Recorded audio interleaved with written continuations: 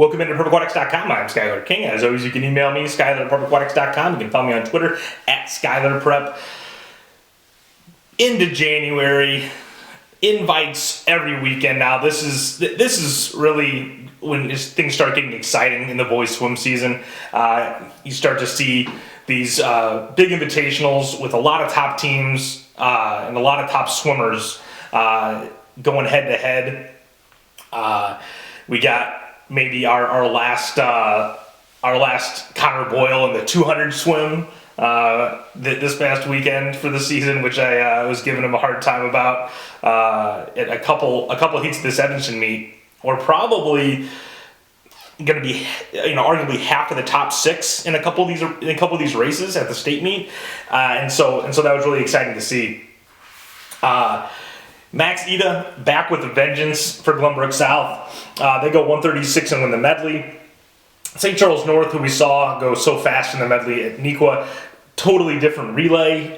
Nate Baxter in the breast end of the fly, no Siba Filipovic on the relay, and so they actually get beat by Loyola, who's this really is an interesting twist for Loyola's state potential. 138.0. Considering how fast their other relays are, that 138 doesn't look like much.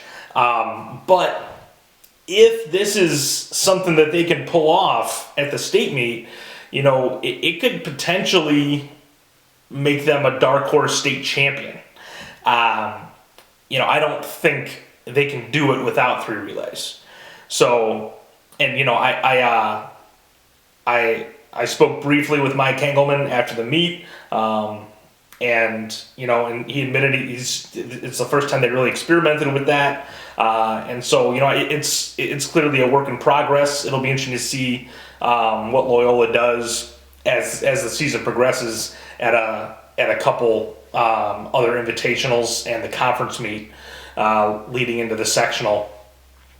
But if they think that they could potentially make a dark horse run at winning the state meet this year, they have to go for a medley. You just cannot give up. In my predictions, Glenbrook South and St. Charles North were 1-2. Regardless of which order that is, Loyola can't afford to give up 32 points to 0 on a relay to one of these teams, or 26-0 for that matter. They're not going to have enough individual points more than whatever these other two teams are going to get to compensate for that. So the interesting thing, I think that'll tell us a lot at the sectional. If Everett Andrew, like he was here, he was the breaststroker, is in the medley, then Loyola's thinks they can make a run at it. If they just loaded up 2 free relays and tried to win 2 free relays, probably means they can't, or they don't think they can. And it's all about a math equation, more or less. When it gets down to that, you got to decide how many points can I score. 32 for Luke, whatever it's going to be for Everett and Rex, and then relays, what's it add up to? Now, what do I think these other teams can score? Am I within striking distance? What does it look like if I go for a medley and lose Everett off a 200 free relay? Especially considering it's coming out of the 500, that would be a logical spot to take him off, especially when he can be as valuable as 27-1 right now in the breaststroke. Especially if he's going to go the IM, so Rex Maurer can go the 200 free, then you even have that extra bit of rest. You have at least some semblance of a warm down pool at Evanston that would help Everett get ready for the IM coming out of that medley relay. So definitely interesting developments there for Loyola. Luke Maurer 141.5 meet record in the 200 free. It's a Colin Cordes record from 2008. And, you know, kind of surprising that his dad didn't have that record. His dad still has the 50 free record.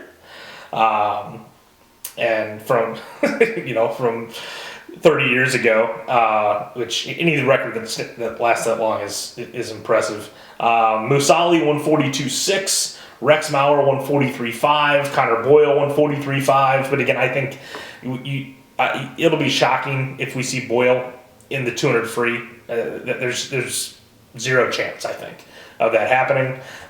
He's going to go the 50. He's going to be the favorite to win the 50. But it's always fun to get that many big names in a heat all together. And you know, Rex's scoring potential in the 200 free is going to be one of the biggest wild cards for Loyola in whatever they're going to do, because again, as I mentioned, it wasn't something I was ever counting on, because his brother didn't score as a freshman. You know, it's just not that easy to do at that meet with all the people in the stands. It's just a totally different level of pressure when you're stepping up, especially for your first race. You'd think he'd be more comfortable for the 5, not just because he's better at the 5, but also because it's middle of the meet and he'll have gotten used to everything that's going on. Max Ito 153.4, and Everett Angel 155.2. Again, that's probably not somebody that Loyola thinks Everett Andrews is going to beat in the IM anyway. But he does beat Alec Filipovic, who's someone else that they probably don't think Everett's going to beat in the IM. Alec Filipovic went 148 at Nationals. And, you know, as he pointed out to me when I gave him a bit of a hard time, it's 2 seconds faster than he went at this meet last year. and it was top 6 in the IM last year in state. So there you go. Sage perspective from the sophomore from St. Charles North. Pierce Bailey wins the 50. I think Pierce Bailey, especially when you consider he swims for New Trier, is probably the least, and I'll admit to being guilty of this, considering he swims for New Trier, probably the least talked about stud in the state. You know, anybody would love to have Pierce Bailey on their team, because you just can't have enough sprinters, and you know, he's swimming well. You know, his team is very young around him, and you know, so young that in 2 years that looks like potentially their best team, because they've got a good sophomore and freshman class. You know, it's hard to project that far out at this point, but I mean, it might even be the favorites to win state 2 years from now.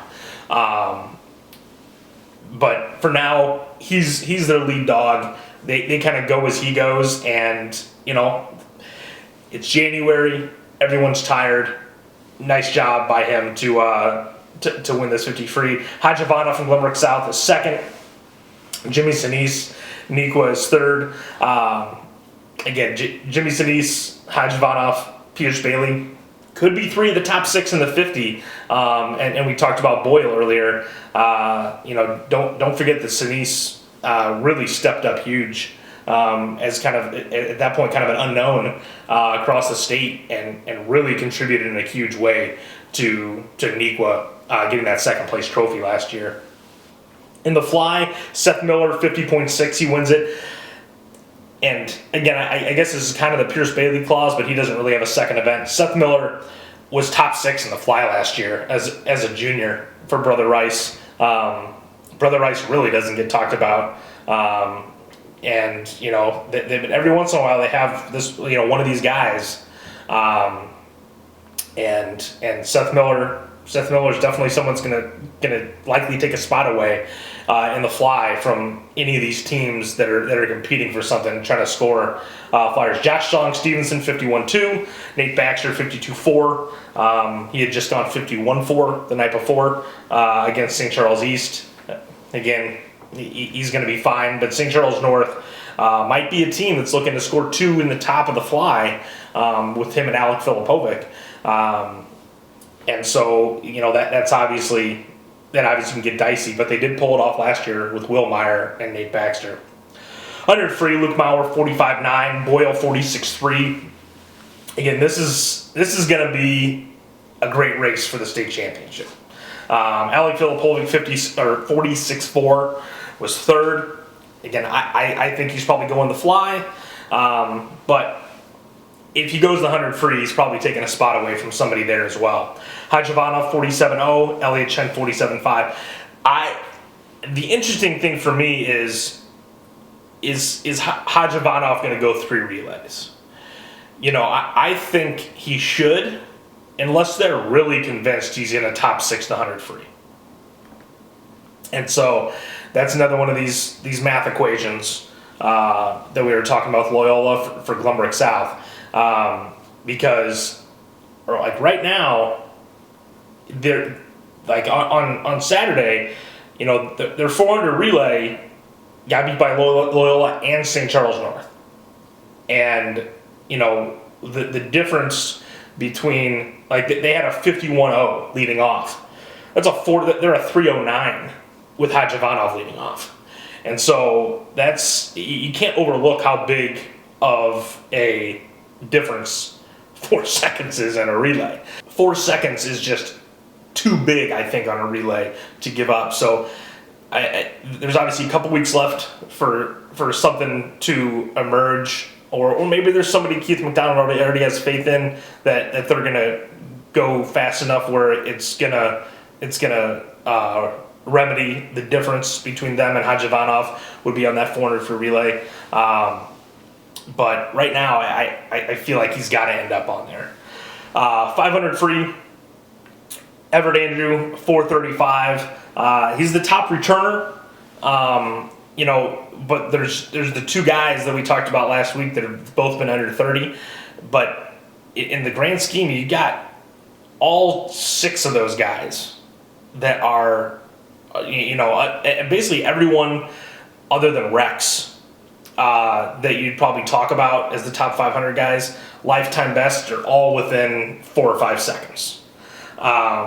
And obviously, not everyone's going to go their lifetime best at the state meet, so there's some variance there. I just think we're in for one of the most unpredictable, exciting 500 free races where you could pick anybody on Saturday that makes the big heat, and they'll probably have a chance to win.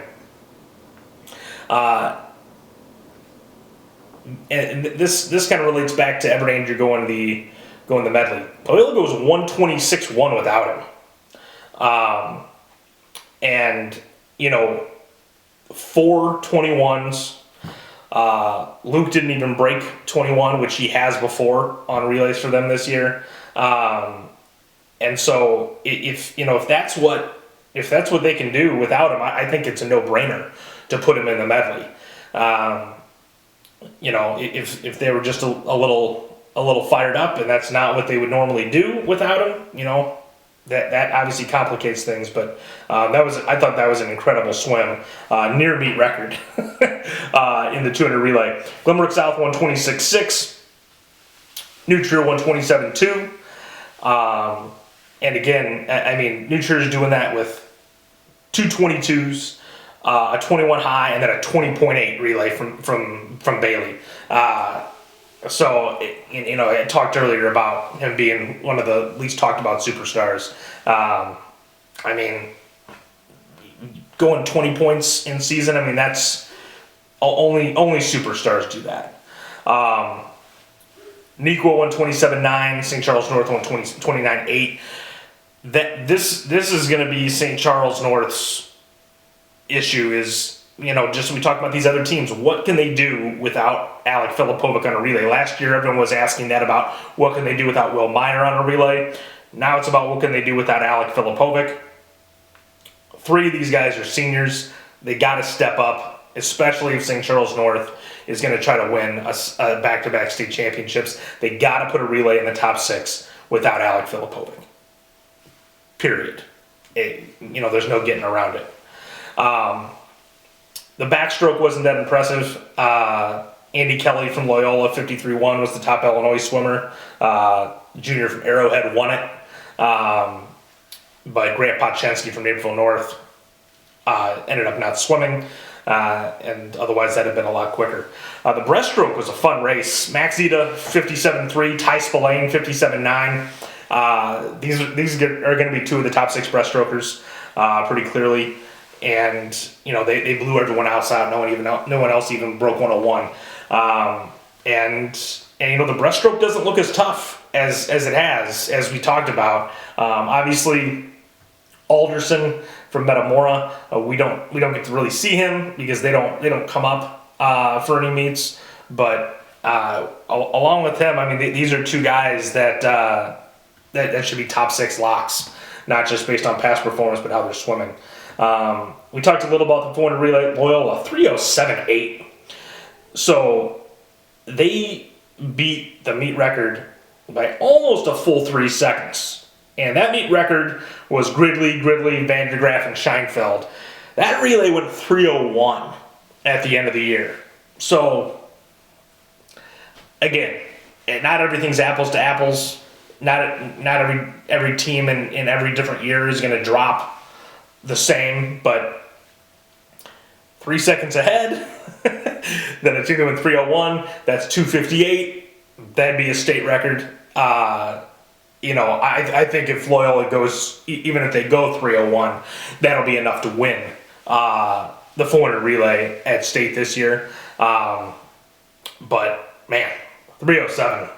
And now I do everything else aside, I believe 3:07's the fastest that 2:59 relay went all year at Nature Relays.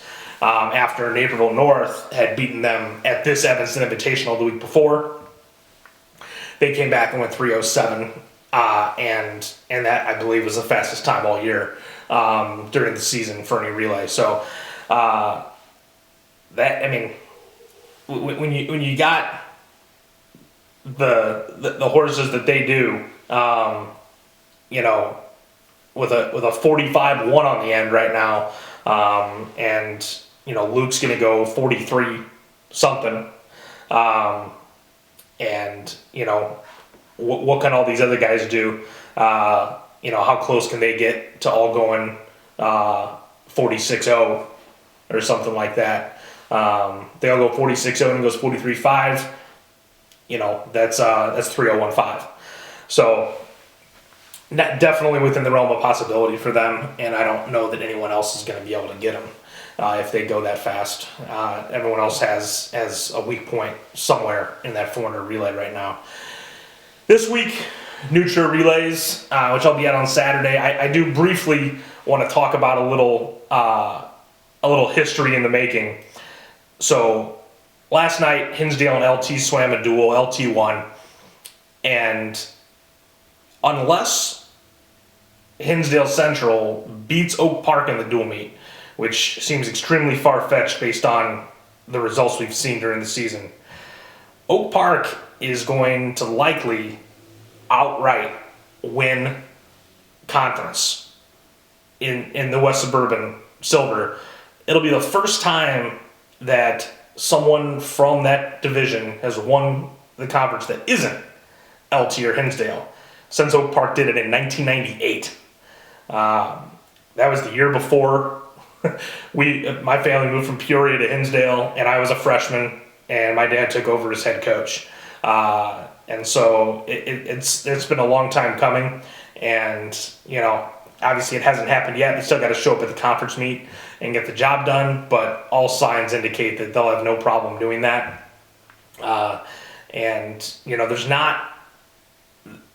There's a lot of conferences where this kind of stuff happens, where there's one or two dominant teams, and especially over the last 10 years, Hinsdale and LT have been two of the really preeminent programs in the state, and so even though they're not those dominant teams this year that they've been, pretty historic thing for Oak Park to not just be this good, but to also knock off both those schools in the same year.